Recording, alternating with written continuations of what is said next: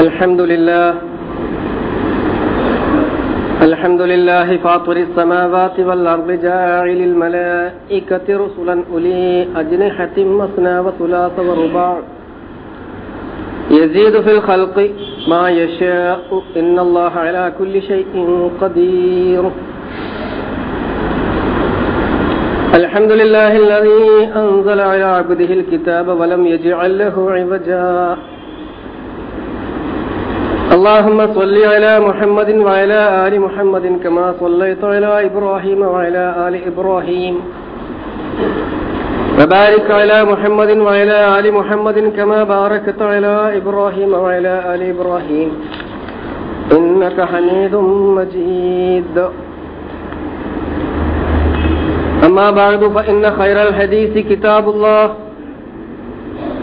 وخير الهدي هدي محمد صلى الله عليه وسلم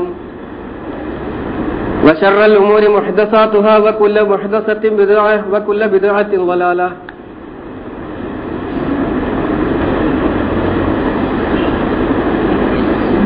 اتقوا الله عباد الله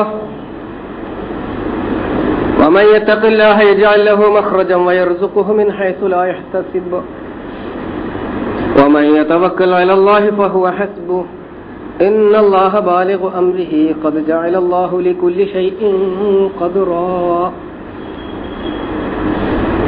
أعوذ بالله من الشيطان الرجيم. بسم الله الرحمن الرحيم. أفلا يتدبرون القرآن ولو كان من عند غير الله لوجدوا فيه اختلافا كثيرا.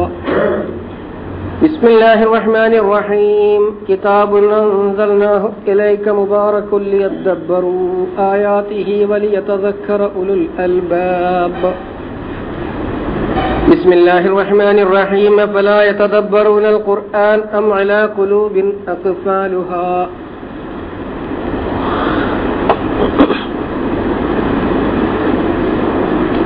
ബഹുമാന്യരായ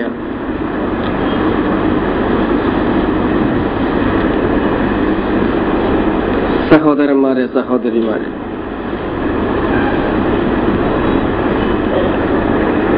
ജീവിതത്തിൻ്റെ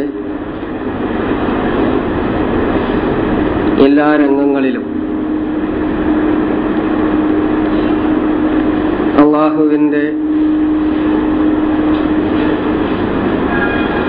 നിയമങ്ങളും നിർദ്ദേശങ്ങളും പാലിക്കുന്നതിന് ശ്രദ്ധിക്കണമെന്ന് ആദ്യമായി എല്ലാവരെയും വസിയ്യത്ത് ചെയ്യുകയാണ്.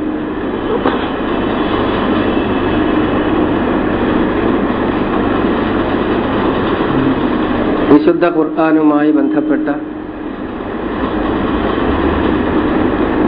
ഖുർആൻ പഠനത്തിന്റെ പ്രാധാന്യവുമായി ബന്ധപ്പെട്ട ചില കാര്യങ്ങളാണ് നമ്മൾ കഴിഞ്ഞയാഴ്ച പരാമർശിച്ചത്. എല്ലാ ആഴ്ചകളിലും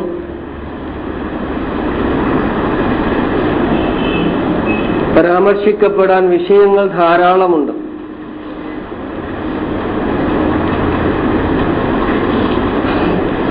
അങ്ങനെ ഓരോ ആഴ്ചകളും വ്യത്യസ്ത വിഷയങ്ങൾ അവതരിപ്പിക്കപ്പെടേണ്ടതുണ്ടെന്ന അഭിപ്രായം എനിക്കും നിങ്ങൾക്കെല്ലാവർക്കും ഉണ്ടാകും.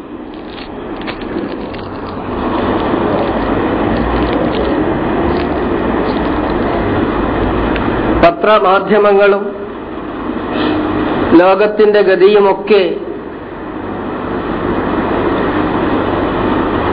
നമുക്ക് അറിയിച്ചു തരുന്ന ഒരുപാട് സംഭവങ്ങളിൽ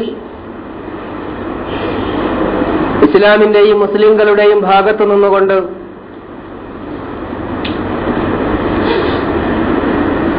നമുക്ക് ചിന്തിക്കുവാനും ചർച്ച ചെയ്യുവാനും ഉണ്ടെന്നും അറിയാം. തൽക്കാലത്തേക്ക് ആ വിഷയത്തെയൊക്കെ വിട്ട് 2-3 ആഴ്ചകളായി ഖുർആൻ സംബന്ധമായ കാര്യങ്ങളാണ് നാം പരാമർശിക്കുന്നത്. ഒരുപക്ഷെ വ്യത്യസ്ത വിഷയങ്ങളിലേക്ക് ചെന്നാൽ ഈ ഖുർആൻ പറയുവാനുള്ള അവസരം പടച്ച തമ്പുരാൻ നൽകിയില്ലെങ്കിലോ എന്ന ഒരു ഭയം കൂടി എന്നിലുണ്ട്. അതുകൊണ്ട് ഖുർആനിനെ സംബന്ധിച്ച്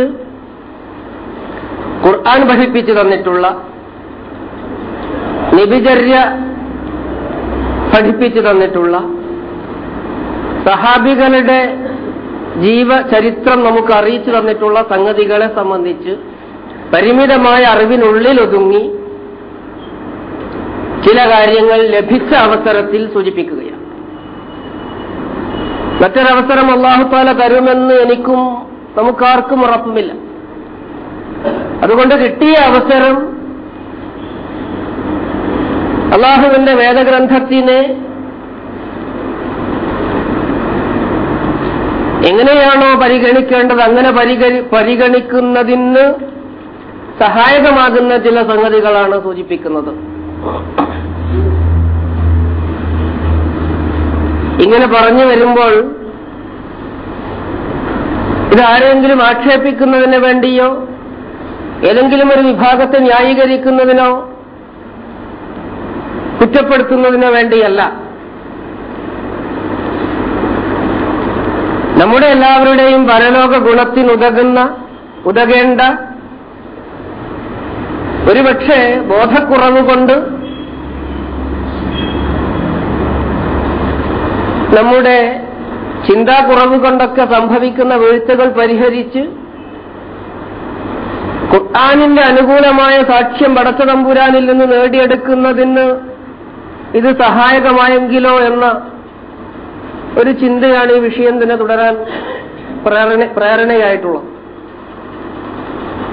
ഇങ്ങനെ പറഞ്ഞു വരുമ്പോൾ ചില ആളുകൾ ചിലപ്പോഴൊക്കെ ചോദിക്കാറുണ്ട്,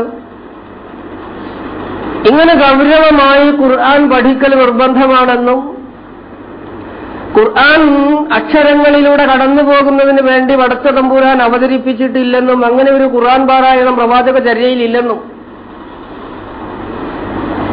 പറയുമ്പോൾ ചില ആളുകൾ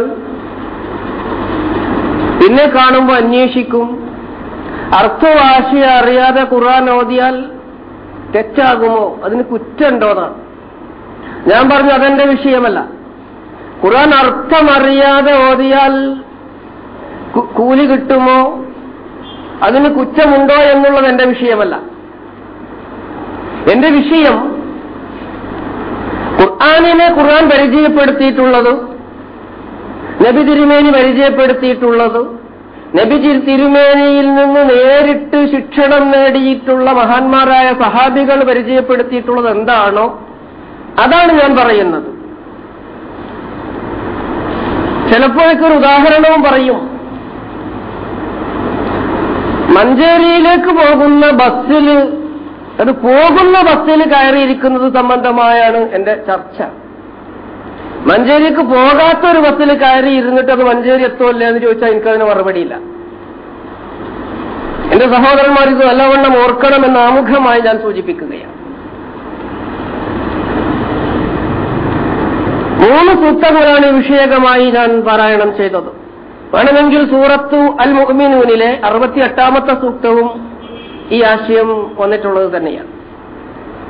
സൂറത്തു നിസായിലെ 82ാമത്തെ ആയത്ത് അഫലാ യതദബ്ബറൂനൽ ഖുർആൻ, ഖുർആനിനെ നിങ്ങൾ തദബ്ബുർ ചെയ്യുന്നില്ലേ? വലൗ കാന മിൻ ഇൻദി ഗൈരില്ലാഹി, ഇത് അല്ലാഹു അല്ലാത്ത മറ്റാരുടെയെങ്കിലും അവതരണമായിരുന്നുവെങ്കിൽ ലവജദൂ ഫീഹി ഇഖ്തിലാഫൻ കസീറ, അതിൽ ഒരുപാട് പാകപ്പഴവുകളും ഭിന്നിപ്പുകളും കാണാമായിരുന്നു. അഫലാ യതദബ്ബറൂനൽ ഖുർആൻ, തദബ്ബുറുൽ ഖുർആൻ. അത് സൂറത്തു നിസായിലെ 82ാമത്തെ ആയത്താണ്. സൂറത്തു സ്വാദിലെ 29ാമത്തെ സൂക്തം ഇതേ കാര്യമാണ്. കിതാബുൻ അൻസൽനാഹു ഇലൈക, പ്രവാചകരെ ഈ വേദഗ്രന്ഥത്തെ നാം താങ്കളിലേക്ക് അവതരിപ്പിച്ചിരിക്കുന്നു. മുബാറക്കുന്നത് അനുഗ്രഹീതമായ വേദഗ്രന്ഥമാണ്. ലിയദ്ദബ്ബറു ആയാത്തിഹി, അതിലെ സൂക്തങ്ങൾ തദബ്ബുർ ചെയ്യുന്നതിന് വേണ്ടി, വിചിന്തനം ചെയ്യുന്നതിന് വേണ്ടി, ചിന്തിക്കുന്നതിന് വേണ്ടി. വലിയതദക്കറ ഉലുൽ അൽബാബ്, ബുദ്ധിയുള്ള ആളുകൾ അതിൽ നിന്ന് പാഠം ഉൾക്കൊള്ളുന്നതിന് വേണ്ടി, തദക്കുർ ലഭിക്കുന്നതിന് വേണ്ടി. സൂറത്തു സ്വാദിലെ 29ാമത്തെ സൂക്തം. സൂറത്ത് മുഹമ്മദിലെ 24ാമത്തെ സൂക്തം അഫലാ യതദബ്ബറൂനൽ ഖുർആൻ, ഈ ആളുകൾ ഖുർആനിനെ ചിന്തിക്കുന്നില്ലേ, തദബ്ബുർ ചെയ്യുന്നില്ലേ? അമ്മാലാ ഖുലൂബിൻ അഖ്ഫാലുഹ, അതോ അവരുടെ ഹൃദയങ്ങൾ താഴിട്ട് പൂട്ടിയിരിക്കുകയാണോ? ഖുർആൻ അതിലേക്ക് കയറുന്നില്ല, താഴിട്ട് പൂട്ടിയിട്ടുണ്ടോ? സൂറത്ത് മുഅ്മിനൂനിലെ 68-ാമത്തെ ആയത്തും ഏകദേശം ഇതേ ആശയം തന്നെ വരുന്നതാണ്. എന്തുകൊണ്ട് അവർ ഈ വചനത്തെ സംബന്ധിച്ച് ചിന്തിക്കുന്നില്ല? ഞാൻ കഴിഞ്ഞ പ്രാവശ്യം സൂചിപ്പിച്ചു, നമുക്ക് വളരെ ലളിതമായി പറഞ്ഞു പോകാം ഖുർആൻ പാരായണമെന്നും ഖുർആൻ പാരായണത്തിന്റെ പ്രാധാന്യമെന്നും ഖുർആനിലേക്ക് മടങ്ങണമെന്നുമൊക്കെ ധാരാളക്കണക്കിന് നമ്മൾ പറയാറുള്ളതാണ്. നമ്മുടെ നേതാക്കന്മാരും പണ്ഡിതന്മാരുമൊക്കെ വിവിധ സന്ദർഭങ്ങളിൽ നമ്മളെ ഓർമ്മപ്പെടുത്താറുള്ളതാണ്, എല്ലാവരും ഖുർആനിലേക്ക് മടങ്ങണം. പക്ഷേ ഈ ഖുർആനിലേക്ക് മടങ്ങുക എന്നുള്ളത് കൊണ്ട് പലപ്പോഴും ഉദ്ദേശിക്കപ്പെടുന്നത് ഖുർആൻ ആദ്യാവസാനം അക്ഷരങ്ങളിലൂടെ കടന്നു പോകണം എന്നുള്ളത് മാത്രമാവുകയാണ്. ഖുർആനിലേക്ക് മടങ്ങുക എന്ന് പറയുമ്പോൾ അങ്ങനെ ഖുർആനിന്റെ അക്ഷരങ്ങൾ കാണുക എന്നോ അക്ഷരങ്ങളെ ഉച്ചരിക്കുക എന്നോ അല്ല അർത്ഥമാക്കുന്നത്. ഇത് ഞാൻ എന്റെ വക ഒരാശയം കേൾപ്പിക്കുകയല്ല, പ്രാമാണികരായ പണ്ഡിതന്മാരുടെ വചനത്തിന്റെ അടിസ്ഥാനത്തിലാണ് ഞാൻ ഇക്കാര്യം പറയുന്നത്. സൂറത്തു സ്വാദ് 29-ാമത്തെ സൂക്തം ഞാൻ പാരായണം ചെയ്തു. അതിന്റെ വ്യാഖ്യാനത്തിൽ മഹാനായ ഖുർആൻ വ്യാഖ്യാതാവ് ഇമാം ഇബ്നു കസീർ പറയുന്ന ഒരു വാചകം, ഇബ്നു കസീർ പറയുന്ന സംഗതി നമ്മൾ ശ്രദ്ധിക്കേണ്ടതാണ്. വല്ലാഹി മാ തദബ്ബുറുഹു ബിഹസ്ലി ഹുറൂഫിഹി, ഖുർആനിനെ തദബ്ബുർ ചെയ്യണമെന്ന് പറഞ്ഞാൽ അതിന്റെ അക്ഷരങ്ങൾ പഠിക്കലല്ല, ബിഹസ്ലി ഹുറൂഫിഹി, അല്ലെങ്കിൽ അതിന്റെ അക്ഷരങ്ങൾ കാണാതെ പഠിക്കലല്ല. വഇലായത്തി ഹുദൂദിഹി, എന്നിട്ട് അതിന്റെ നിയമങ്ങളെ പാഴാക്കലുമല്ല. അക്ഷരങ്ങൾ പഠിച്ചിട്ട് നിയമങ്ങളെ ഒഴിവാക്കലല്ല സൂചിപ്പിക്കുന്നത്. ഹത്താ അന്ന അഹ്ലഹും യഖൂലു, പല ആളുകളും പറയും, ഞാൻ ഖുർആൻ മുഴുവൻ വായിച്ചിട്ടുണ്ട്, ഖറഅത്തുൽ ഖുർആന കുല്ല, ഞാൻ ഖുർആൻ മുഴുവൻ വായിച്ചു.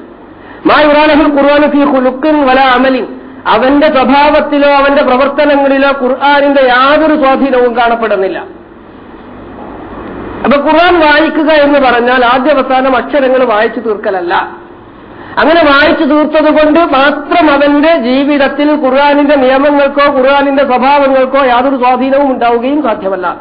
ഇത് ഇമാം ഇബ്നു കസീർ പറഞ്ഞിട്ടുള്ള സംഗതിയാണ്.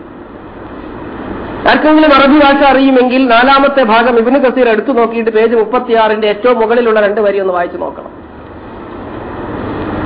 ഇതേ സൂക്തത്തിന് ഫതഹുൽ ഖദീർ എന്ന് പറയുന്ന പ്രസിദ്ധ ഖുർആൻ തഫ്സീറിൽ ഇമാം ഷൗക്കാനി പറയുന്നത്, അൽ ഖുർആൻ കിതാബുൻ അൻസൽനാഹു ഇലൈക യാ മുഹമ്മദ് കസീറുൽ ഖൈർ, മുഹമ്മദ് ഈ ഖുർആൻ എന്ന് പറയുന്ന വേദഗ്രന്ഥം നിന്നിലേക്ക് ധാരാളക്കണക്കിന് നന്മയുള്ളതും നിനക്ക് അവതരിപ്പിച്ചു തന്നിരിക്കുകയാണ്.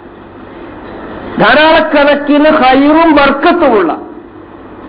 നീ യതദബ്ബറു ആയാതി, അതിന്റെ സൂക്തങ്ങൾ അവർ ചിന്തിക്കുന്നതിന് വേണ്ടി എന്ന സൂക്തത്തിന്റെ കഷ്ണം ബ്രാക്കറ്റ് കൊടുത്തിട്ട് ഐ അഥവാ അൻസൽനാഹു, നാം നിനക്കതിനെ അവതരിപ്പിച്ചു തന്നിരിക്കുന്നു തദബ്ബുരി വ തഫക്കുരി, ചിന്തിക്കുവാനും ബോധം ഉൾക്കൊള്ളുന്നതിന് വേണ്ടി. ഫീ മാഅനീഹി, അതിന്റെ ആശയങ്ങളിൽ. ലാലി മുജറദി തിലാവത്തി, അത് കേവലമായ ഒരു വായനക്ക് വേണ്ടിയല്ല തന്നെ. ബിദൂനി തദബ്ബുരിൻ, തദബ്ബുർ ചിന്ത കൂടാതെ കേവലമായ ഒരു വായനക്ക് വേണ്ടി അവതരിപ്പിക്കപ്പെട്ടിരിക്കുന്ന ഒരു ഗ്രന്ഥമല്ല മുഹമ്മദ്. ഈ ഖുർആൻ എന്നാണ് കിതാബുൻ അൻസൽനാഹു ഇലൈക ലിയദ്ദബ്ബറു എന്ന്, കിതാബുൻ അൻസൽനാഹു ഇലൈക മുബാറകുൽ ലിയദ്ദബ്ബറു എന്ന സൂക്തം കൊണ്ട് വിവക്ഷിക്കപ്പെട്ടിരിക്കുന്നത് എന്ന് ഇമാം ഷൗക്കാനി തന്റെ ഫതഹുൽ ഖദീർ എന്ന ലോകപ്രശസ്തമായ തഫ്സീർ ഗ്രന്ഥത്തിൽ രേഖപ്പെടുത്തിയിട്ടുണ്ട്. ഇനി മറ്റൊരായത്ത് ഇതേ പദം വരുന്ന ലിയദ്ദബ്ബറു എന്ന് പറഞ്ഞ അഫലാ യതദബ്ബറൂന യത്ലൂന എന്ന് പ്രയോഗിച്ച സൂറത്തു ഫാത്തിറിലെ 29-ാമത്തെ സൂക്തം കഴിഞ്ഞ 1-2 ആഴ്ചയാൻ തലാ യത്ലു തിലാവത്ത് ഉത്തുലു എന്നൊക്കെ സൂചിപ്പിച്ചിട്ടുണ്ട്. അതില് സൂറത്തു ഫാത്തിറിലെ 29-ാമത്തെ സൂക്തം ഇതാണ്, ഇന്നല്ലദീന യത്ലൂന കിതാബല്ലാഹ്, തീർച്ചയായും അല്ലാഹുവിന്റെ വേദഗ്രന്ഥത്തെ തിലാവത്ത് ചെയ്യുന്നവർ, വഅഖാമുസ്സലാ, നമസ്കാരം നിലനിർത്തുന്നവരും, വഅൻഫഖൂ മിമ്മാ റസഖ്നാഹും സിർറൻ വഅലാനിയത്തൻ, നാം നൽകിയിട്ടുള്ള വിഭവങ്ങളിൽ നിന്ന് രഹസ്യമായും പരസ്യമായും ദൈവമാർഗത്തിൽ ചെലവഴിക്കുന്നവരും, യർജൂന തിജാറത്തല്ലൻ തബൂർ, നഷ്ടമേശാത്ത ഒരു ലാഭത്തെ പ്രതീക്ഷിച്ചുകൊണ്ടാണ് അവർ ഈ നിലപാടുകളൊക്കെ സ്വീകരിക്കുന്നത് എന്ന സൂറത്തു തൂറിൽ ഫാത്തിറിലെ 29-ാമത്തെ സൂക്തം ഉദ്ധരിച്ചതിനു ശേഷം ഇമാം ഖുർത്തുബി തന്റെ തഫ്സീർ ഖുർത്തുബിയിൽ രേഖപ്പെടുത്തുന്നതും നമ്മൾ മനസ്സിലാക്കേണ്ട ഒരു സംഗതിയാണ്. അദ്ദേഹം പറഞ്ഞു, അലി റളിയല്ലാഹു അൻഹു പറഞ്ഞതായിട്ട് ഇമാം ഖുർത്തുബി രേഖപ്പെടുത്തുന്നത്, ഇന്നൽ ഫഖീഹ, അലി റളിയല്ലാഹു അൻഹു പറഞ്ഞതാണ്, ഇന്നൽ ഫഖീഹ ഹഖൽ ഫഖീഹ്, യഥാർത്ഥത്തിൽ ഒരു ഫഖീഹ് എന്ന് പറഞ്ഞാൽ ബോധമുള്ളവരെന്നോ പണ്ഡിതനെന്നോ ഒക്കെ പറഞ്ഞാൽ, നമ്മൾ ഫഖീഹ് എന്ന് പറയുന്ന കർമ്മശാസ്ത്ര പണ്ഡിതനെ അല്ല സൂചിപ്പിക്കുന്നത്. ഇത്തരത്തിലുള്ള ഒരു കർമ്മശാസ്ത്ര പണ്ഡിതന്മാർ അലി റളിയല്ലാഹു അൻഹുവിന്റെ കാലഘട്ടത്തിലൊന്നും ഉണ്ടായിരുന്നില്ല. അന്നത്തെ ഫഖീഹ് എന്ന് പറഞ്ഞാൽ ഖുർആൻ പണ്ഡിതന്മാരാണ്. യഥാർത്ഥത്തിൽ ഫഖീഹ് എന്ന് പറഞ്ഞാൽ മല്ലം യുഖ്രിത്തിൻ നാസ മിർ റഹ്മത്തിൻ, കാരുണ്യത്തെ സംബന്ധിച്ച് ജനങ്ങളെ നിരാശപ്പെടുത്താത്തവരാണ്. എപ്പോഴും ദൈവത്തിന്റെ കാരുണ്യത്തെ സംബന്ധിച്ച് പ്രതീക്ഷ പകരുന്നവരായിരിക്കണം ഒരു ബോധമുള്ളവൻ, ഒരു പണ്ഡിതൻ. വലം യുറഖിസുലഹും ഫീ മഅസില്ല, അള്ളാഹുവിന്റെ അള്ളാഹുവിനോട് അനുസരണക്കേട് കാണിക്കുന്നതിൽ ഇളവ് നൽകുകയില്ല. വളരെ കർശനമായി, വളരെ കർക്കശമായി ദൈവധിക്കാരപരമായ നിലപാട് സ്വീകരിക്കുന്ന ആളുകളെ അതിൽ നിന്ന് പിന്തിരിപ്പിക്കുന്നതിന് വേണ്ടി ബോധപൂർവമുള്ള ശക്തമായ നിലപാട് സ്വീകരിക്കുന്നവരാണ് യഥാർത്ഥത്തിൽ ഒരു ഫഖീഹ്. ആളുകൾ എന്തുമായാലും കുഴപ്പമൊന്നുമില്ല, എന്റെ ജോലി സ്ഥിരമായാൽ മതി, എന്റെ പള്ളിയിൽ എനിക്ക് പ്രയാസമൊന്നും ഉണ്ടാകാതിരുന്നാൽ മതി, എന്നെ ഇവിടെ ഒന്ന് വിടാതിരുന്നാൽ എത്ര വർഷമാണോ എനിക്കിവിടെ തുടരാൻ കഴിയുക, അത്രയും കാലം എനിക്കിവിടെ തുടരാൻ കഴിഞ്ഞാൽ മതി എന്ന ഒരു നിലപാട് സ്വീകരിച്ചുകൊണ്ട് പൊതുജനങ്ങളുടെ ധാർമ്മിക ദൂഷ്യങ്ങളെ സംബന്ധിച്ച് കണ്ണടക്കുന്ന മുതലാളിമാരുടെയും പ്രമാണികന്മാരുടെയും ദൈവധിക്കാരപരമായ നിലപാട് കണ്ടില്ലെന്ന് നടിക്കുന്ന ഒരാളെ സംബന്ധിച്ച് അയാൾ യഥാർത്ഥത്തിൽ ഫഖീഹാണെന്നോ പണ്ഡിതനാണെന്നോ പറയുക സാധ്യമല്ല എന്നുകൂടി അലി റളിയല്ലാഹു അൻഹുവിന്റെ വചനങ്ങളിൽ നമുക്ക് മനസ്സിലാക്കാൻ കഴിയുന്നുണ്ട്. വലം യുറഖിസ് ലഹും ഫീ മഅസില്ല, ദൈവധിക്കാര നിലപാട് സ്വീകരിക്കുന്നതിൽ ഒരു അളവ് നൽകാത്തവരായിരിക്കണം. വലം യുഅമ്മിൻഹും മിൻ അദാബില്ല, അല്ലാഹുവിന്റെ ശിക്ഷയിൽ നിന്ന് നിർഭയത്വം ആർക്കും സൂചിപ്പിക്കുക, ആരോടും ആ ദൈവശിക്ഷയിൽ നിന്ന് നിർഭയത്വമുണ്ടെന്ന് പറയാറില്ല. നമ്മുടെ പാമരന്മാരായ പണ്ഡിതന്മാരെന്ന് വിശേഷിപ്പിക്കപ്പെടുന്ന ചില പാമരന്മാർ അവർ ജനങ്ങളോട് ചില ബാധിരാ പ്രസംഗങ്ങളിലൊക്കെ പറയുന്നത് നമ്മൾ കേട്ടിട്ടുണ്ട്. അഖീദ നന്നായാൽ മതി, യാതൊരു കുഴപ്പമില്ല, കർമ്മ എന്തായാലും അത് വിഷയമല്ല. ഇവർക്കുള്ള പ്രശ്നം എന്താ വെച്ചാൽ അഖീദി പേച്ചലാണ് ഈ കൂട്ടർ, എത്ര കർമ്മം ചെയ്തിട്ടും കാര്യമില്ല. ഇത് അപകടകരമായ ഒരു നിലപാടാണ്, അപകടകരമായ നിലപാടാണ്. അഖീദ നന്നായവന്റെ പ്രവർത്തനം നന്നായിരിക്കും. കർമ്മങ്ങളില്ലാതെ അഖീദയുമായി പടച്ച തമ്പുരാനെ കണ്ടുമുട്ടാനാണ് തീരുമാനമെങ്കിൽ അതിന് ചിലപ്പോഴൊക്കെ നമ്മൾ മദ്രസയിൽ നിന്ന് പഠിച്ചിട്ടുള്ള ഒരു പദ്യവും ചൊല്ലാറുണ്ട്. അണുമണി തൂക്കം ഈമാനുള്ളോ നരകത്തിൽ നിന്നൊഴിവാണ്. അത് എപ്പോഴാ? അല്പമെങ്കിലും ഈമാനിന്റെ അംശം മനസ്സിലുള്ളവൻ നരകത്തിൽ നിന്ന് ഒഴിവാണെന്ന് പറഞ്ഞാൽ അവന്റെ നന്മതിന്മകളുടെ തുലാസ് തൂക്കി നോക്കുന്ന സന്ദർഭത്തിൽ അതെങ്ങനെയാണെന്ന് അള്ളാഹുവിനറിയാം. അവന്റെ തിന്മയുടെ ഭാരം അധികമായിട്ടുണ്ടെങ്കിൽ, അള്ളാഹു അത് പുറത്തു കൊടുത്തിട്ടില്ലെങ്കിൽ ആ തിന്മക്കനുസൃതമായ ശിക്ഷ അവൻ അനുഭവിച്ചതിനു ശേഷം അവനെ തിരിച്ചു സ്വർഗത്തിലേക്ക് കൊണ്ടുവരുമെന്നാണ് പറഞ്ഞതിനർത്ഥം. അല്ലാതെ അണുമണിത്തൂക്കം ഈമാനുമായി പടച്ച തമ്പുരാനെ കണ്ടുമുട്ടുന്നതിന് സകലമായ വിഴുപ്പുകളും സകലമായ ദോഷങ്ങളുടെയും ദൂഷ്യങ്ങളുടെയും തെറ്റുകുറ്റങ്ങളുടെയും മാറാപ്പുമായി പടച്ച തമ്പുരാന്റെ അടുക്കൽ ചെന്നുകൊണ്ട് എന്റെ അഖീദക്ക് കുഴപ്പമൊന്നുമില്ല, എന്റെ പ്രവർത്തനത്തിന് ദോഷങ്ങളുണ്ടെന്ന് പറഞ്ഞാൽ പടച്ച തമ്പുരാൻ അത് സ്വീകരിക്കുമെന്ന് ഖുർആനിന്റെയും സുന്നത്തിന്റെയും അടിസ്ഥാനത്തിൽ നമുക്ക് മനസ്സിലാക്കുക പ്രയാസമുള്ള സംഗതിയാണ്. അപ്പൊ വലം യുറഖിസ് ലഹും ഫീ മഅസില്ല, അള്ളാഹുവിനെ മാഴ്ചയത്ത് വിസിയാൻ ചെയ്യാൻ അനുസരണക്കേട് കാണിക്കുക, അതിലൊരു എണ്ണവും കൊടുക്കൂല. തെറ്റാണ്. അത് പണ്ഡിതൻ പറഞ്ഞാലും നേതാവ് പറഞ്ഞാലും അനുയായികൾ പറഞ്ഞാലും പ്രമാണി പറഞ്ഞാലും പള്ളി കമ്മിറ്റി പ്രസിഡന്റ് പറഞ്ഞാലും പള്ളിയിലെ ഇമാമാണെങ്കിലും ഒക്കെ ശരി, തെറ്റന്നെയായിരിക്കും. തെറ്റിന് യാതൊരു ലാഘവത്വവുമില്ല. തെറ്റായിട്ട് ജനങ്ങളോട് ബോധവൽക്കരിക്കുന്നവനാണ് യഥാർത്ഥത്തിൽ ഒരു ഫഖീഹ് എന്നാണ് ഇമാം അലി പറയുന്നത്. തീർന്നിട്ടില്ല. വലം യദഉൽ ഖുർആന റഗ്ബത്തൻ അൻഹു ഇലാ ഗൈരിഹി, ഖുർആനിനെ മാറ്റി നിർത്തിക്കൊണ്ട് മറ്റുള്ളതിലേക്ക്, ഖുർആനിനെ ഒഴിവാക്കിക്കൊണ്ട് മറ്റുള്ളതിലേക്ക് ചായുകയുമില്ല. വലം യദഉൽ ഖുർആന, ഖുർആനിനെ ഉപേക്ഷിക്കുകയില്ല. റഗ്ബത്തൻ അൻഹു, ഖുർആനിനോട് അകന്നുകൊണ്ട് വെറുത്തുകൊണ്ട്, ഇലാ ഗൈരിഹി, മറ്റുള്ളതിലേക്ക്. ഖുർആനിന് നൽകേണ്ട പ്രാധാന്യവും പ്രസക്തിയും പ്രാമാണികതയും അത് വകവെച്ച് കൊടുക്കുക തന്നെ വേണം. ഖുർആനിന് യാതൊരു പ്രാധാന്യവുമില്ലാത്ത ഒരു നിലപാട് ഒരു വിശ്വാസിയുടെ സ്വഭാവത്തിൽ ഉണ്ടാകാവതല്ല. അവന്റെ ഒന്നാമത്തെ വിഷയം ഖുർആനും ഖുർആനിന്റെ നിലപാടുകളുമാണ്. തീർന്നിട്ടില്ല. ഇന്നഹു ലാ ഖൈറ ഫീ ഇബാദത്തിൻ ലാ ഇൽമ ഫീഹാ, ഒരറിവുമില്ലാതെയുള്ള ഒരു ഇബാദത്തിൽ പ്രത്യേക ഖൈറില്ല. അതൊന്നും ഇപ്പൊ വിശദീകരിക്കണില്ല. വലാ ഇൽമില്ല ഫിഖ്ഹ്, ഒരറിവുണ്ട് പക്ഷെ തിരിച്ചറിവില്ലാത്ത, വിജ്ഞാനം കൊണ്ട് ഫലമില്ല. വലാ ഖിറാഅത്തിൻ ലാ തദബ്ബുറ ഫീഹാ, വലാ ഖിറാഅത്തിൻ ലാ തദബ്ബുറ ഫീഹാ, അതാണ് ഇപ്പൊ എന്റെ വിഷയം. വലാ ഖിറാഅത്തിൻ, ഖുർആൻ പാരായണം കൊണ്ട് ഗുണമില്ല. ലാ തദബ്ബുറ ഫീഹാ, തദബ്ബുർ ഇല്ലാതെ, ചിന്ത ഇല്ലാതെ. ഇമാം അലി റളിയല്ലാഹു അൻഹു പറഞ്ഞതായിട്ട് തഫ്സീർ ഖുർത്തുബി സൂറത്ത് ഫാത്തിറിന്റെ 29ാമത്തെ ആയത്തിന്റെ വ്യാഖ്യാനത്തിൽ കൊടുത്തിട്ടുള്ള ഉദ്ധരണികളാണ്. ഞാൻ പറഞ്ഞല്ലോ എന്റെ വകയല്ല ഇതൊന്നും. അപ്പൊ ഞാനിങ്ങനെ പറഞ്ഞു വരുമ്പോ, അതാണ് ഞാൻ നേരത്തെ ഒന്നുകൊണ്ട് സംഗതികൾ പറയും. ചില സഹോദരന്മാർ ചോദിക്കാറുണ്ട്, ഖുർആൻ അർത്ഥം അറിയാതെ ഓതിക്കൂടെ, അതുകൊണ്ട് കുഴപ്പമുണ്ടോ?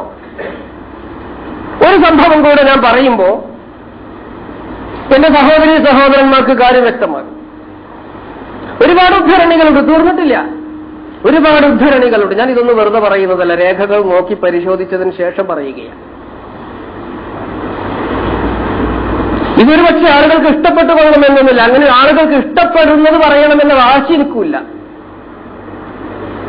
ചിലതൊക്കെ ആളുകൾക്ക് ഇഷ്ടപ്പെടാത്തതും പറയേണ്ടതുണ്ട്. ഇത് ആർക്കൊക്കെ എതിരാകുമെന്നോ ആരുടെ നിലപാടുകൾക്കൊക്കെ അഹിതകരമാകുമെന്നതോ എന്നെ അലട്ടുന്ന വിഷയമല്ല. ഞാൻ ഈ കാര്യം കൃത്യമായി പറയുകയാണ്. ഖുർആൻ പഠിക്കൽ നിർബന്ധം. അത് പഠിക്കുന്നതിനുള്ള സംവിധാനം ഏർപ്പെടുത്താൻ സമുദായത്തിലെ നേതാക്കന്മാരുടെയും പ്രമാണിമാരുടെയും കർത്തവ്യമാണ്. അതേതെങ്കിലും ആളുകൾക്കും സംഘടനകൾക്കും ഒക്കെ വിട്ടുകൊടുത്ത് അവർ മാത്രമേ ഖുർആനിന്റെ ആളുകളാവേണ്ടതുള്ളൂ, ഞങ്ങൾക്കത് ബാധകമല്ല എന്ന് ആരെങ്കിലും മനസ്സിലാക്കിയിട്ടുണ്ടെങ്കിൽ അബദ്ധത്തിലാണ് പെട്ടിരിക്കുന്നത്. അബ്ദുല്ലാഹ് ബിൻ ഉമർ റളിയല്ലാഹു അൻഹു എന്ന് പറയുന്ന മഹാപണ്ഡിതൻ, സഹാബിയുമാണ്, ഉമർ റളിയല്ലാഹു അൻഹുവിന്റെ മകൻ. അദ്ദേഹം ഒരിക്കൽ റസൂലിന്റെ വഫാത്തിന് ശേഷം ആയിഷ റളിയല്ലാഹു അൻഹയെ കാണാൻ വേണ്ടിയിട്ട് വന്നു. വേറെ 2 കൂട്ടുകാരുമുണ്ട്. ഒന്ന് ആയിഷ റളിയല്ലാഹു അൻഹയുടെ ബന്ധുവാണ്. വന്നിട്ട് അപ്പൊ ആയിഷ ബീവി ചോദിച്ചു, എന്ത് ഇത്ര കാലം കുറെ ആയാലും വന്നിട്ട് എന്റെ ബീവൈക്കൊന്നും കാണാത്തത്? അപ്പൊ ചില ആപ്തവാക്യങ്ങളൊക്കെ പറഞ്ഞു. ഹുബ്ബൻ, അത് കുറെ കാലം കാണാതിരുന്നാലേ പിന്നെ കാണുമ്പോഴാ ഒരു ഊഷ്മളത ഉണ്ടാവുള്ളൂ, അതുകൊണ്ട് വരാതിരുന്നതാ. അപ്പൊ അബ്ദുല്ലാഹ് ബിൻ ഉമർ പറഞ്ഞു, നിങ്ങൾ ഈ വെറും വർത്താനൊക്കെ ഒന്ന് വിട്ടാൽ നമ്മൾ കാര്യത്തേക്ക് വരിക. അഖ്ബിരീനി, എന്നിട്ട് അദ്ദേഹം പറയുന്നത്, അഖ്ബിരീനി ബിമാ റഅയ്തീഹി മിൻ റസൂലില്ലാഹ്, താങ്കൾ ഞങ്ങൾക്കൊന്ന് പറഞ്ഞു തന്നാലും പ്രവാചകൻ സല്ലല്ലാഹു അലൈഹി വസല്ലമയുടെ ജീവിതത്തിൽ താങ്കൾക്ക് അനുഭവപ്പെട്ടിട്ടുള്ള ഏറ്റവും അത്ഭുതകരമായ സംഭവം എന്തായിരുന്നു? ഉമ്മുൽ മുഅ്മിനീൻ ആയിഷ റളിയല്ലാഹു അൻഹയോട് അമീറുൽ മുഅ്മിനീനായിരുന്ന ഉമർ റളിയല്ലാഹു അൻഹുവിന്റെ മകൻ അബ്ദുല്ലാഹിയുടെ ചോദ്യമാണ്. 2 കൂട്ടുകാർ കൂടെയുണ്ട്. ഉമ്മാനോടാ ചോദിക്കുന്നത്, അമ്മ നിങ്ങളൊന്ന് പറഞ്ഞുതരി, എന്താണ് റസൂൽ കൂടെ ജീവിച്ചതാണല്ലോ, എന്താണ് റസൂലിന്റെ ജീവിതത്തിൽ നിങ്ങൾക്ക് ഏറ്റവും മനസ്സ് തട്ടിയ ഒരു സംഭവം പറയാമോ? സബക്കത്തത് കേട്ടപ്പോ ആയിഷ ബീവി കരഞ്ഞു. എന്നിട്ട് പറഞ്ഞു, കുല്ലു അംരിഹി കാന അജബൻ, നബിന്റെ എല്ലാ സംഗതി അത്ഭുതമാണ്, അത്ഭുതകരമാണ് അവിടുത്തെ എല്ലാ നടപടിക്രമങ്ങളും. ഒരു ദിവസം അത്താനി ഫീ ലൈലത്തി, എന്റെ അടുക്കൽ വരേണ്ട ഒരു രാത്രിയിൽ എന്റെ അടുക്കൽ വന്നിട്ട് എന്നോട് ചേർന്നിരുന്നിട്ട് റസൂല് ചോദിച്ചു, ആയിഷ ഞാന് കുറച്ചേരം ഇബാദത്തിന് വേണ്ടി മാറിപ്പോയാലോ, ഞാൻ ഇവിടുന്ന് എന്റെ അടുത്ത് നീച്ചു പോയാലോ? നിസ്കരിക്കാൻ വേണ്ടിയാ സൂചിപ്പിക്കുക. ആയിഷ ബീക്ക് ഞാൻ കാര്യം മനസ്സിലായി, ഞാൻ നിസ്കരിക്കാൻ വേണ്ടി നിൽക്കട്ടെ ആയിഷ. അപ്പൊ ആയിഷ ബീവി പറഞ്ഞു, താങ്കള് നമസ്കരിക്കുന്നതിനോട് ഇബാദത്തിൽ മുഴുകുന്നതിന് മാറിയിരിക്കുന്നത് എനിക്കിഷ്ടമാണ്, താങ്കൾ എന്റെ അടുത്ത് ഉണ്ടാവണമെന്ന് എനിക്കിഷ്ടമാണ്. രണ്ടും തുല്യമാണ് പ്രവാചകരെ. താങ്കൾ എന്റെ അടുത്ത് ഇരിക്കുക എന്ന് പറഞ്ഞാൽ എനിക്ക് വളരെ ഇഷ്ടമുള്ള ഒരു സംഗതിയാണ്. എപ്പോഴേലൊക്കെ റസൂലിനെ കിട്ടുള്ളൂ, പകൽ സമയത്ത് വീട്ടിലുണ്ടാവില്ലല്ലോ. രാത്രി തന്നെ വളരെ ക്ഷീണിച്ച് വളരെ വൈകിയൊക്കെ ചിലപ്പോൾ കയറി വരാം. പുറത്ത് ദാവത്താണ്, ദീനീ പ്രബോധനവും ദീനീ പ്രവർത്തനവും സമയം മുഴുവനും. എപ്പോഴേലും വിശ്രമിക്കാൻ വേണ്ടിയാണ് കയറി വരുന്നത്. അപ്പൊ റസൂൽ ആയിഷാക്ക് പകുതി സമ്മതമുണ്ടെന്നറിഞ്ഞവർ റസൂൽ എഴുന്നേറ്റ് ഒന്നു ചെയ്തു. ഒരു ചെറിയ തോൽപാത്രത്തിൽ നിന്ന് ഒന്നു ചെയ്തിട്ട് വളരെ വളരെ സൂക്ഷിച്ച് വെള്ളമൊന്നും പാഴാക്കാതെ ഒന്നു ചെയ്തു. എന്നിട്ട് നമസ്കരിക്കുന്നതിന് വേണ്ടി നിൽക്കാൻ തുടങ്ങി. കുറച്ചേരം ഇങ്ങനെ കഴിഞ്ഞ് നമസ്കാരത്തിന് നിന്നിട്ട് അദ്ദേഹം കരയാൻ തുടങ്ങി. കരയാണ് നിസ്കാരത്തിൽ. അല്ലാണ്ട് റസൂൽ ഇങ്ങനെ കരയുന്നുണ്ട് നിസ്കാരത്തിൽ. ആയിഷ ബീവിയാണ് ഇത് പറയണം. പിന്നെ റുക്കൂവിൽ പോയി റുക്കൂവിൽ കരയാണ്, സുജൂദിലും കരയാണ്, താടിമക്കൂടെ ഇങ്ങനെ ഒലിക്കുന്നുണ്ട് കണ്ണീര്. അങ്ങനെ സുജൂദൊക്കെ കഴിഞ്ഞ് അത്തഹിയ്യാത്തത് കഴിഞ്ഞപ്പോഴേക്ക് താടിമക്കൂടെ കണ്ണീരിങ്ങനെ കുറെ ഒലിച്ചിരുന്നു. സലാം വീടിക്കഴിഞ്ഞു റസൂൽ ഇങ്ങനെ ഒന്ന് ചെരിഞ്ഞു കിടക്കുന്ന ഒരു ഏർപ്പാടുണ്ട് റസൂലിന്. സുബഹിന്റെ സമയമാകുന്നത് വരെ അപ്പോഴും കരയുന്ന നിലത്തിങ്ങനെ കണ്ണീര് മണലിങ്ങനെ വീഴുന്നുണ്ട്. അപ്പോഴാണ് ബിലാൽ റളിയല്ലാഹു അൻഹു കയറി വരുന്നത് ബാങ്ക് വിളിക്കുന്നതിന് വേണ്ടി. ബിലാൽ ഈ കാഴ്ച കണ്ടുകൊണ്ടാണ് വരുന്നത്. അപ്പൊ ബിലാൽ ചോദിച്ചു, എന്തിനാണ് റസൂലെ താങ്കൾ ഇങ്ങനെ കരഞ്ഞുകൊണ്ടിരിക്കുന്നത്? താങ്കൾക്ക് കഴിഞ്ഞതും വരാനിരിക്കുന്നതുമായിട്ടുള്ള എല്ലാ സംഗതിയും അല്ലാഹു പുറത്തു വന്നിട്ടില്ല, എന്തിനെങ്ങനെ കരയണത്? മാ യുബിക്ക, എന്തുകൊണ്ട് കരയുന്നു? വഖദ് ഗഫറല്ലാഹു ലക മാ തഖദ്ദമ മിൻ ദംബിക വമാ തഅഖർ. സാധാരണ സഹാബികളൊക്കെ ഉപയോഗിക്കാറുണ്ട്. അപ്പൊ റസൂൽ പറഞ്ഞു, ഫഖാല വൈഹക യാ ബിലാൽ, ബിലാലെ താങ്കൾ എന്താ എങ്ങനെ ചോദിക്കുന്നത്? വമാ യംനഉനി അൻ അബ്കിയ, ഞാൻ എങ്ങനെ കരയാതിരിക്കും? വഖദ് അൻസലല്ലാഹു അലയ്യ ഹാദിഹി ലൈല, ഈ രാത്രിയിൽ അല്ലാഹു തആല എനിക്ക് അവതരിപ്പിച്ച് തന്നിരിക്കുന്ന വിഷയം താങ്കൾ കേട്ടിട്ടുണ്ടോ? അത് പറഞ്ഞതിന് ശേഷം സൂറത്ത് ആൽ ഇംറാനിലെ 190 മുതൽ 200 വരെയുള്ള സൂക്തങ്ങൾ 11 ഓർമ്മ. 190 മുതൽ ഇന്ന ഫീ ഖൽഖിസ് സമാവാതി വൽ അർളി വഖ്തിലാഫിൽ ലൈലി വൻ നഹാരി ലആയാതിൻ ലിഉലിൽ അൽബാബ് അല്ലദീന യദ്കുറൂനല്ലാഹ ഖിയാമൻ വഖുഊദൻ വഅലാ ജുനൂബിഹിം. അങ്ങനെ 200 വരെയുള്ള ആയത്തോട് ഓതി കേൾപ്പിച്ചിട്ട് പറഞ്ഞു. എന്നിട്ട് റസൂല് പറഞ്ഞു, ഇത് കേട്ടിട്ട് എനിക്ക് കരയാതിരിക്കാൻ പറ്റൂല ബിലാലെ. എന്നിട്ട് പറഞ്ഞു സുമ്മ ഖാല, പിന്നെ റസൂല് പറഞ്ഞു വൈലുൽ ലിമൻ ഖറഅഹ, അത് വായിച്ചവർക്കാണ് നാശം. വലം യതഫക്കർ ഫീഹ, ആ വിഷയത്തിൽ ചിന്തിച്ചിട്ടില്ലെങ്കിൽ. ഇബ്നു കസീർ എടുത്തു നോക്കിയാൽ അറബി അറിയുന്നവർക്ക് എല്ലാവർക്കും അറിയാം. ഇബ്നു കസീറിന്റെ 1-ാം ഭാഗത്തിൽ സൂറത്ത് ആലു ഇമ്രാനിന്റെ 190 ആയത്ത് കൊടുത്തതിന് ശേഷം 2-3 തരത്തിലുള്ള സനദിലൂടെ ഈ വിഷയം വന്നിട്ടുണ്ട്. ഇത് മനസ്സിലാക്കേണ്ട സംഗതിയാണ്. ഇങ്ങനെയൊക്കെ പറയുമ്പോഴാണ് ആളുകൾ എന്നോട് ചോദിക്കുക, അപ്പോ അർത്ഥരേഖ കൂലിട്ടു, അതിന്റെ വിഷയമല്ല, ഞാൻ ഈ പറഞ്ഞ സംഗതി പറഞ്ഞു. കൂലി കിട്ടുമോ ഇല്ലേ എന്നുള്ളതൊക്കെ അത് ന്യായം പറയേണ്ടതും ന്യായീകരിക്കേണ്ടതും ആ ഒരു നിലപാട് സ്വീകരിക്കുന്നവരും ആ നിലപാടിന് പ്രോത്സാഹനം നൽകുന്നവരുമാണ്. ഞാൻ ഇബ്നു കസീർ ഉദ്ധരിച്ചിരിക്കുന്ന ഒരു സംഭവം നിങ്ങളുടെ ശ്രദ്ധയിൽപ്പെടുത്തിയതാണ്. ഇനി ഔസാഇ എന്ന് പറയുന്ന താബിഈയായ ഒരു പണ്ഡിതനുണ്ട്. ആരാണ് താബിഈ എന്ന് കഴിഞ്ഞ ആഴ്ച ഞാൻ സൂചിപ്പിച്ചിട്ടുണ്ട്. മൂന്നിനായതിനു ശേഷം ഒരു അല്പസമയമെങ്കിലും, ഒരു നിമിഷമെങ്കിലും സ്വഹാബിയുടെ കൂടെ കഴിഞ്ഞു കൂടാൻ അവസരം ലഭിച്ചിട്ടുള്ള ഒരാൾക്കാണ് പിൻഗാമി എന്ന് പറയാം. താബിഈ എന്ന് പറഞ്ഞാൽ സഹാബി എന്ന് പറഞ്ഞാൽ മൂമിനായതിനു ശേഷം റസൂലിന്റെ കൂടെ അല്പസമയം ചെലവഴിക്കുന്നതിന് അവസരം കിട്ടിയ ആള്, റസൂലിനെ കണ്ടിട്ടുള്ളവർ എന്നും പറയാവുന്നതാണ്. ഔസാഇ പറഞ്ഞു, ഇമാം ഔസാഇ എന്ന് പറയുന്ന വിഖ്യാത ഖുർആൻ പണ്ഡിതനും താബിഈയുമായ മഹാൻ അദ്ദേഹത്തോട് ചോദിച്ചു, മാ ഗായത്തു അത്തഫക്കുരി ഫീഹിന്ന, ഈ സൂക്തങ്ങളിൽ ചിന്തിക്കുക എന്ന് പറഞ്ഞാൽ അതിന്റെ അർത്ഥം എന്താ, അതിന്റെ ലക്ഷ്യം എന്താ, അതിന്റെ ഉദ്ദേശ്യം എന്താ? അദ്ദേഹം പറഞ്ഞു, യഖ്റഉഹുന്ന വഹുവ യഅഖിലുഹുന്ന, അത് വായിക്കുന്നവൻ അത് അറിയണം. അതാണ് സൂചിപ്പിക്കുന്നത്. ഇതൊന്നും ഞാൻ പറഞ്ഞല്ലോ. അത് ഞാൻ എന്റെ പ്രിയമുള്ള സഹോദരന്മാരോട് പറയുന്നത്, ഖുർആൻ പഠിക്കുന്നതിന് ധാരാളക്കണക്കിനുള്ള അവസരങ്ങൾ എന്റെയും നിങ്ങളുടെയും ഒക്കെ മുമ്പിൽ തുറന്നു കിടക്കുകയാണ്. അത് കഴിഞ്ഞ 1-2 ആഴ്ചയിൽ ഞാൻ സൂചിപ്പിച്ചിട്ടുണ്ട്. തീർത്തും അശ്രദ്ധയുടെ ഫലമായി എനിക്ക് വേണമെങ്കിൽ ഏത് നിമിഷവും പഠിക്കാം. എനിക്ക് പഠിക്കുന്നതിന് ധാരാളം അവസരങ്ങൾ എന്റെ ഷോക്കേസിലുണ്ട്, എന്റെ ഓഫീസ് റൂമിലുണ്ട്, CD പ്ലെയറും സംവിധാനങ്ങളൊക്കെ ഉണ്ട്. എനിക്ക് എപ്പോഴും തുടങ്ങാവുന്നേ ഉള്ളൂ, യാതൊരു പ്രയാസവുമല്ല. സോഫ്റ്റ്വെയർ വാങ്ങി വെച്ചിട്ടുണ്ട്, പരിഭാഷ ഷോക്കേസിൽ ഇരിക്കുന്നുണ്ടല്ലേ, 2-3 ഐറ്റം ഉണ്ട്. എപ്പോഴും തുടങ്ങാൻ ഒരു പ്രയാസമല്ല. ഞാൻ ഖുർആന്റെ ആളെന്നല്ലേ, കുട്ടികളോടൊക്കെ പറയും ചെയ്യുന്നു, ഒക്കെ മക്കളെ ഖുർആന്റെ പരിഭാഷയാണ് ഇരിക്കുന്നത്, മക്കളുടെ നിയമമാണ്, നിങ്ങളൊക്കെ നോക്കണം. കഴിഞ്ഞ ഖുർആൻ ഈ ഒരു നിലപാട് തിരുത്തേണ്ടതുണ്ട് എന്നാണ് ഞാൻ സൂചിപ്പിക്കുന്നത്. ഇതിവിടെ തീർന്നിട്ടില്ല. ഈ വിഷയം അല്പം ഗൗരവമായി നമ്മൾ കണക്കിലെടുക്കണം. അപ്പൊ ഞാൻ ഇങ്ങനെ ഈ പറഞ്ഞ നമുക്ക് മനസ്സിലാക്കാൻ കഴിയുന്ന ഏറ്റവും മിതമായ ഭാഷയിൽ പറഞ്ഞാൽ ഖുർആൻ പഠിക്കേണ്ടതുണ്ട്, ഖുർആനെ സംബന്ധിച്ച് ചിന്തിക്കേണ്ടതുണ്ട്.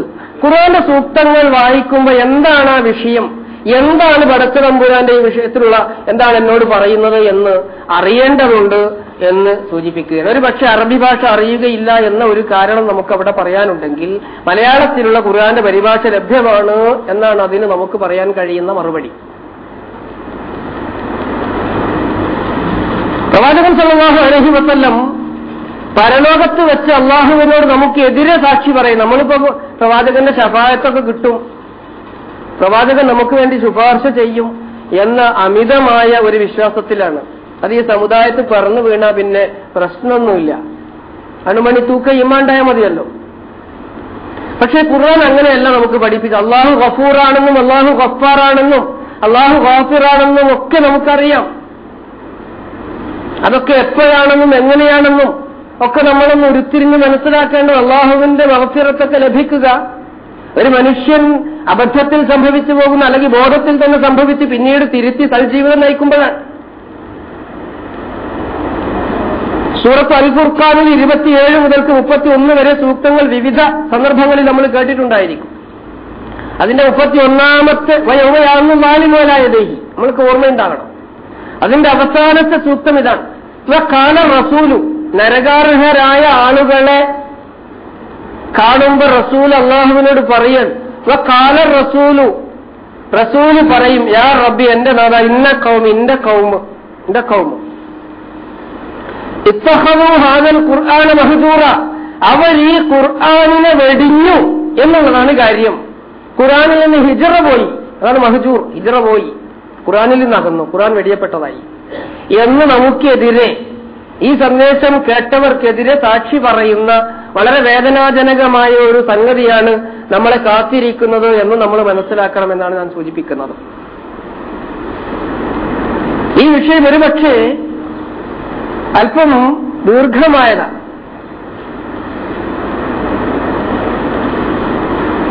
അത് നമ്മളൊന്ന് അറിഞ്ഞിരിക്കലും നിർബന്ധമാണ് എന്നാണ് എനിക്ക് തോന്നുന്നത്. എതിരഭിപ്രായമുണ്ടെങ്കിൽ പിന്നീട് ആരെങ്കിലും എന്നെ തിരുത്തുമായിരിക്കും ഇൻഷാ അല്ലാഹ്.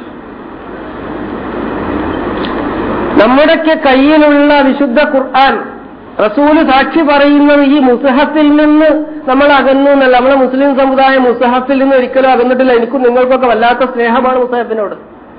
മുസഹഫിന്റെ മുകളിൽ വേറെ ബുക്കൊന്നും വെക്കാൻ നമ്മൾ സമ്മതിക്കൂല. മുസഹഫിന് ആദരണീയമായ രൂപത്തിൽ തന്നെയാണ് നമ്മൾ കൊണ്ടു നടക്കുന്നത്. മുസഹഫ് കുത്തനെ വെക്കാൻ പാടില്ല. ഒരു പള്ളിയിൽ ഇപ്പൊ അടുത്ത് ഞാൻ പോയപ്പോ കണ്ടത്, മുസഹഫ് അട്ടിക്ക് വെക്കേണ്ട രൂപം വരെ സൂറത്ത് നാസ് മുകളിലായിട്ട് വെക്കണം, അങ്ങനെ വരെ ബോർഡ് വെച്ചിരിക്കണം. ഇതിൽ പറഞ്ഞ ആവട്ടെ, നല്ലതാണ് അങ്ങനെയെങ്കിലും. ഞാൻ എന്റെ ചില ഖുർആൻ ക്ലാസ്സിലൊക്കെ പറയാം, നിങ്ങൾ ഈ ഖുർആനെ കുത്തയൊന്നും വെക്കരുത്. ഖുർആൻ മോള് ഫാത്തിഹ എഴുതിയ ഭാഗം മോൾക്കായിട്ട് തന്നെ വെക്കണം, ഇങ്ങനെ ചാരി വെക്കുമ്പോ. അതൊന്നും ഒരു മോശമായ സംഗതിയല്ല. പക്ഷേ അത്രത്തോളം നമുക്ക് ഖുർആനിനോട് താല്പര്യമുണ്ടെങ്കിൽ, മുസഹഫിനോട് താല്പര്യമുണ്ടെങ്കിൽ, ഈ താല്പര്യം അതിനകത്തുള്ളതാണ് ഖുർആൻ എന്ന് പറയുന്നത്. അതിനകത്തുള്ള അക്ഷരങ്ങളുമല്ല ഖുർആൻ, ആ അക്ഷരങ്ങളിൽ നിന്ന് നിഷ്പന്നമാകുന്ന ആശയങ്ങളാണ് ഖുർആൻ. അതിനാണ് ഖുർആൻ എന്ന് പറയുക. അതാണ് റസൂലുൽ ഖുർആന തർത്തീല, ഖുർആനിനെ നിങ്ങൾ തർത്തീലോടുകൂടി പാരായണം ചെയ്യണമെന്ന് പറഞ്ഞാൽ അതിന്റെ ആശയങ്ങൾ ഉൾക്കൊണ്ടെടുത്ത് പാരായണം ചെയ്യണം. തഫ്സീർ ഖുർത്തുബിന്റെ ഉദ്ധരണിന്റെ അടുത്ത് ഞാൻ വെറുതെ പറയില്ല, അതിന്റെ ആശയങ്ങൾ ഉൾക്കൊണ്ടുകൊണ്ട് റസൂലുൽ ഖുർആന തർത്തീല എന്ന സൂറത്ത് മുസമ്മിലിലെ 4ാമത്തെ സൂക്തത്തിൽ ഇമാം ഖുർത്തുബി കൊടുത്തിരിക്കുന്ന ഉദ്ധരണി എന്റെ കയ്യിലുണ്ട്. ഇൻഷാ അല്ലാഹ് പിന്നെ രസത്തിൽ കേൾപ്പിക്കാം. അപ്പൊ ഖുർആനിൽ നിന്ന് ഹിജ്റ പോകാറില്ല, മുസാഫിൽ നിന്ന് അകന്നു എന്നല്ല. മുസ്ലിം സമുദായത്തിന് അങ്ങനെ ഒരു പ്രശ്നമല്ല. ലക്ഷക്കണക്കിന് കോപ്പി, ഇത്രയധികം കോപ്പി അച്ചടിക്കപ്പെടുകയും വെറുതെ വിതരണം ചെയ്യപ്പെടുകയും ചെയ്യുന്ന ഒരു വേദഗ്രന്ഥ ലോകത്ത് വേറെയില്ല. ഞാൻ പറഞ്ഞു വന്നതിലാണ് പല മുസഹഫുകളുടെയും അവസാനത്തിൽ ഒരു ലേഖനമുണ്ടാകും. ആരെങ്കിലും ശ്രദ്ധിച്ചിട്ടുണ്ടോ എന്നറിയില്ല. ചിലപ്പോൾ 2 ലേഖനമുണ്ടാകും. ഒന്ന് ഖുർആൻ പാരായണത്തിന്റെ നിയമങ്ങൾ, അതിന്റെ തജ്വീദ് നിയമങ്ങൾ. വേറൊന്ന് ഖുർആൻ പാരായകന് ഉണ്ടായിരിക്കേണ്ട ഗുണങ്ങളും പ്രത്യേകതകളും. അങ്ങനെ ഒരു 2-3 ലേഖനങ്ങൾ ലഭിക്കാനിടയായി. ഞാൻ എവിടെ പള്ളിയിൽ ചെന്നാലും പുതിയ മുസഹഫ് ഉണ്ട്, അതിന്റെ ഒടുക മറിച്ചു, കയ്യിൽ എന്തെങ്കിലും ലേഖനം കൊടുത്തിട്ടുണ്ടോ. അങ്ങനെ 2-3 മുസഹഫുകളിൽ നിന്ന് ലഭിച്ച ലേഖനം എന്റെ കയ്യിലുണ്ട്. ആ ലേഖനങ്ങൾ വായിച്ചാൽ കൃത്യമായി നമുക്ക് മനസ്സിലാക്കാൻ കഴിയും ഖുർആനിനെ അർത്ഥമറിഞ്ഞ് തന്നെയാണ് വായിച്ചുകൊണ്ടിരിക്കേണ്ടത് എന്ന്. ഇൻഷാ അല്ലാഹ് അതൊക്കെ ഞാൻ മറ്റൊരവസരത്തിൽ സൂചിപ്പിക്കണമെന്ന് കരുതുകയാണ്. പടച്ച തമ്പുരാൻ തുണക്കുമാറാവട്ടെ.